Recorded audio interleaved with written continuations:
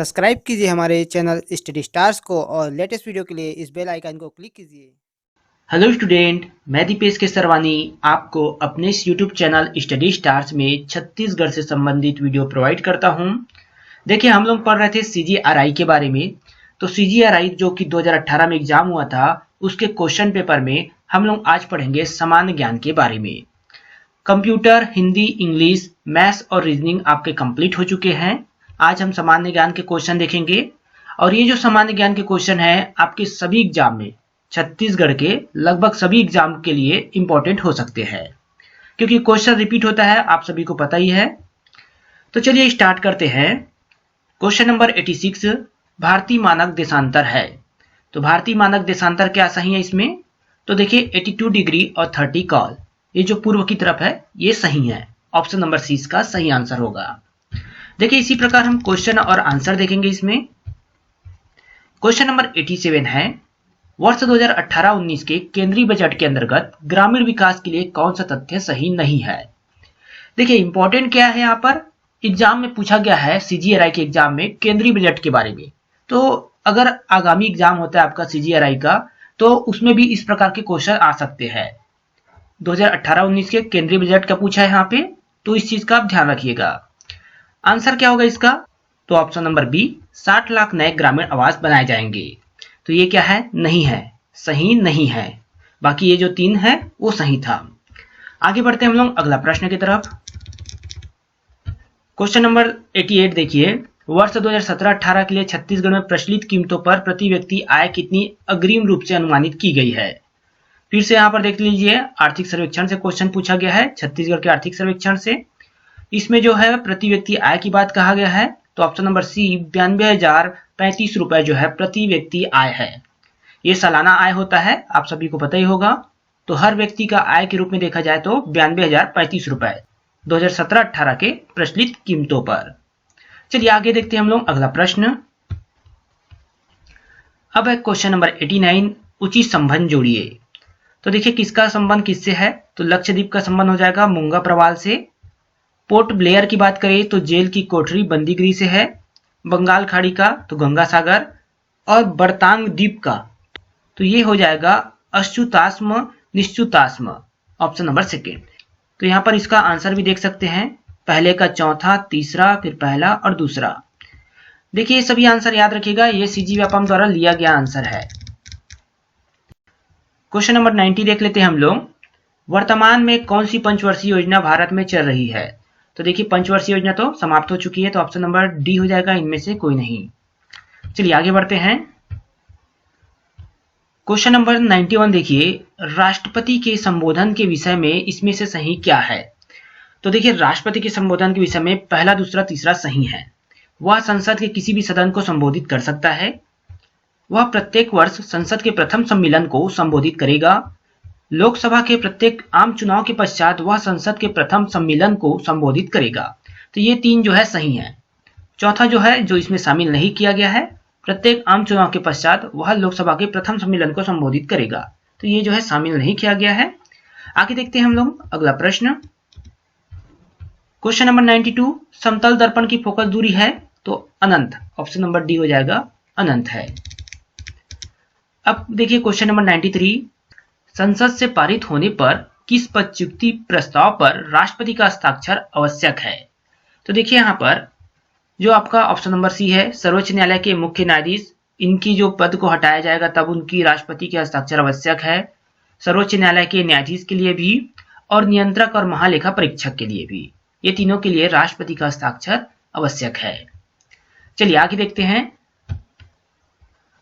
Question number 94 है, संविधान के किस अनुच्छेद में मौलिक अधिकारों को प्रवर्तित कराने के लिए सर्वोच्च न्यायालय में समावेदन करने के अधिकार को प्रत्याभूत किया गया है? तो ऑप्शन नंबर सी होगा आंसर इसका, अनुच्छेद 32 को। अगला देखते हैं। क्वेश्चन नंबर 95 है, संविधान के आधारभूत ढांचे में इसमें से क्या सम्मिलित है? तो ये चारों जो है संविधान के आधारभूत ढांचे में सम्मिलित है। पंथ निरपेक्ष स्वरूप, गणतंत्री स्वरूप, संघीय स्वरूप, मौलिक अधिकारों की रक्षा के लिए सर्वोच्च न्यायालय द्वारा लेख जारी करना, ये जो है चारों शामिल है इसमें। चलिए आगे देखते हैं। क्वेश्चन नंबर 96, भारतीय अर्थव्यवस्था की प्रकृति क्या है? तो विकासशील अर्थव्यवस्था है। हमारी क्या है अर्थव्यवस्था? इंडिया की डेवलपिंग इकोनॉमी। चलिए आगे देखते हैं। क्वेश्चन नंबर 97 है आपका, युग्म जिसका अपवर्तनांक न्यूनतम एवं उच्चतम है। तो देखिए न्यूनतम अपवर्तनांक वाले जो है ऑप्शन सी हो जाएगा, निर्वात जो है, और उच्चतम तो हीरा। तो हीरा का अपवर्तनांक जो है सर्वाधिक है और निर्वात का न्यूनतम है। आगे देखते हैं। क्वेश्चन नंबर 98, वर्ष 2017-18 के तीसरे त्रैमासिक के लिए भारत में सकल घरेलू उत्पाद में क्या वृद्धि दर अनुमानित की गई है? फिर से यहाँ पर आर्थिक सर्वेक्षण का क्वेश्चन आ गया। तो ऑप्शन नंबर सी 7.2%, ये जो है उस समय का आंसर है। क्वेश्चन नंबर 99 देख लेते हैं हम लोग।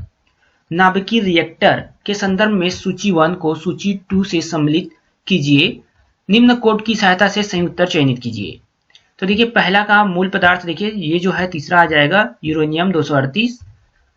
विखंडकारी पदार्थ की बात करें तो यहाँ पर आ जाएगा यूरेनियम 235।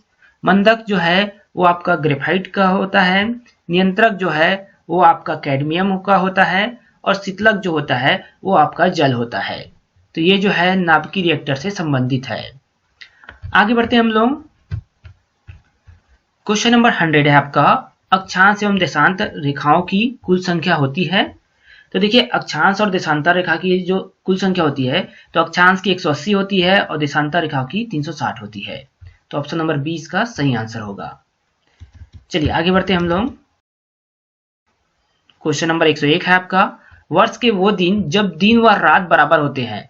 जब दिन और रात बराबर कब होते हैं? तो एक तो मार्च में होता है 21 मार्च को, और सितंबर में होता है 23 सितंबर को। तो ऑप्शन नंबर 20 का सही आंसर होगा। देखिए ये सब नॉलेज जो है आपका काम आएगा, क्योंकि कहीं ना कहीं एग्जाम में दोबारा ये क्वेश्चन रिपीट होते हैं। फिर देखिए क्वेश्चन नंबर 102 है आपका, किस राज्य मंत्रिमंडल में जनजाति कल्याण मंत्री का पद होना आवश्यक है? तो यहाँ पर ऑप्शन नंबर बी है CDF। तो उड़ीसा में, मध्य प्रदेश में और बिहार में यहाँ पर राज्य मंत्रिमंडल में जनजाति कल्याण मंत्री का पद होना आवश्यक है। आगे देखते हैं हम लोग। क्वेश्चन नंबर 103 है, मीथेन नहीं बनाया जा सकता। तो कैसे मीथेन नहीं बनाया जा सकता? तो ऑप्शन नंबर सी, कोयले का विद्युत अपघटनी विधि से, इससे मीथेन नहीं बनाया जा सकता। बाकी जो 3 ऑप्शन है उसके माध्यम से यहाँ पर बनाया जा सकता है। आगे देखते हैं हम लोग अगला प्रश्न। क्वेश्चन नंबर 104, निम्न कथनों पर विचार कीजिए। तो ऑप्शन नंबर ए, गैसीय क्रियाओं के लिए दाब के कम करने से क्रिया की दर में वृद्धि होती है, ये सही है। फिर अभिकारकों के पृष्ठ क्षेत्र के घटने से क्रिया की दर वृद्धि होती है, ये भी सही है। तो ये जो 2 ऑप्शन है यहाँ पर सही है। आगे देखते हैं हम लोग।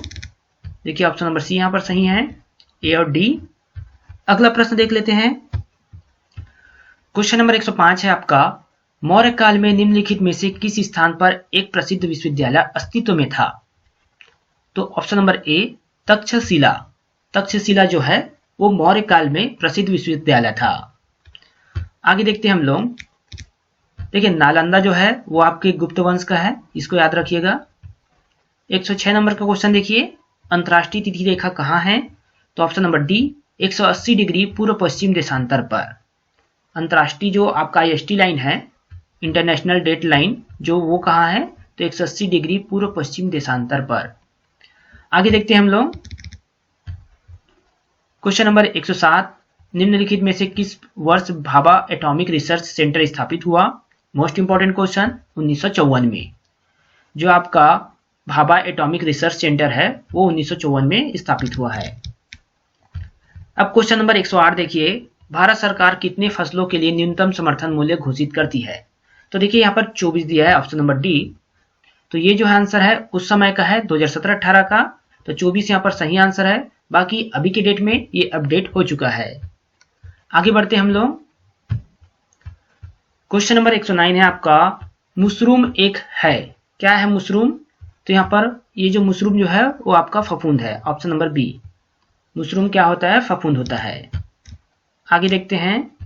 क्वेश्चन नंबर 110, मानचित्र का 2 सेंटीमीटर धरातल के 500 मीटर को दर्शाता है, प्रदर्शक भिन्न है, तो किससे भिन्न होगा? 1:20 25,000 से, मतलब 1:25,000 से। चलिए आगे देखते हैं। Question number 111, east India company पर सीधे नियंत्रण को कार्यान्वित करने के लिए निम्नलिखित में से किस कानून द्वारा एक नियंत्रक मंडल गठित किया गया था? तो ऑप्शन नंबर बी 1784 का पिट्स इंडिया एक्ट। इसके तहत ईस्ट इंडिया कंपनी पर सीधे नियंत्रण के लिए जो यहाँ पर कानून बनाया गया था वो उसी के तहत बनाया गया था, जो नियंत्रक मंडल गठित किया गया था। आगे देखते हैं। क्वेश्चन नंबर 112 देखिए, निम्न में से ग्रामीण अधोसंरचना में शामिल नहीं है। तो ग्रामीण अधोसंरचना में क्या शामिल नहीं है? तो ऑप्शन नंबर सी नए आवासों का निर्माण। ये जो है आपके ग्रामीण अधोसंरचना में शामिल नहीं था।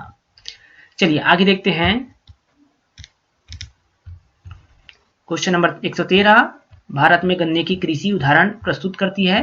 तो ऑप्शन नंबर ए रोपड़ कृषि। रोपड़ कृषि के माध्यम से गन्ने की खेती की जाती है। क्वेश्चन नंबर 114, इकबाल नामा ए जहांगीरी का लेखक निम्नलिखित में से कौन था? तो ऑप्शन नंबर बी मुतमाद खां। चलिए आगे देखते हैं हम लोग।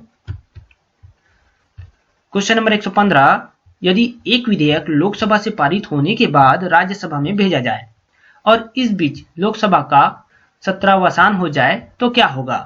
तो ऑप्शन नंबर यहाँ पर ए और बी सही है।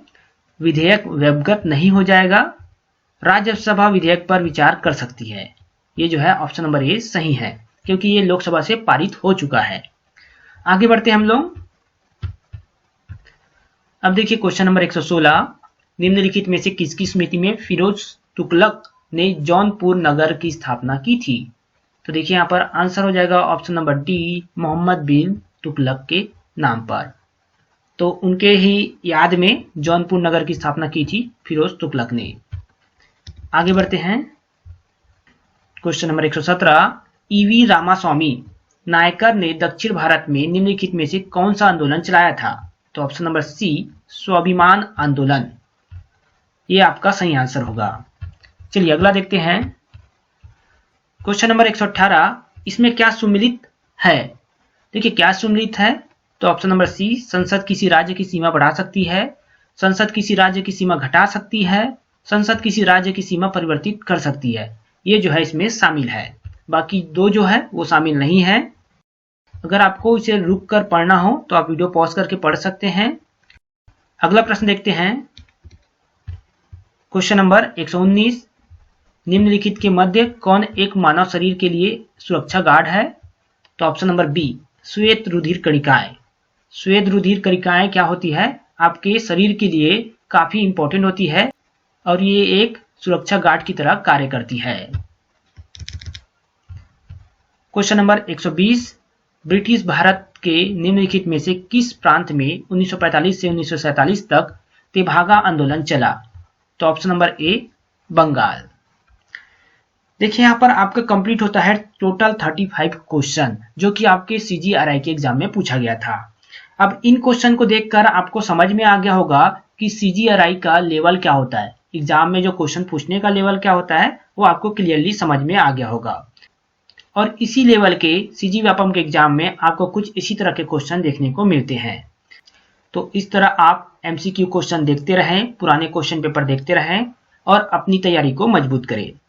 फिलहाल आपको ये वीडियो पसंद आया हो तो इस वीडियो को आप लाइक करें, और अगर कोई नया स्टूडेंट हमारे चैनल में पहली बार आया हो तो चैनल को सब्सक्राइब करें। साथ ही नीचे डिस्क्रिप्शन बॉक्स में हमारे टेलीग्राम चैनल का लिंक दिया गया है, वहां से आप हमारे टेलीग्राम चैनल में ज्वाइन करिए।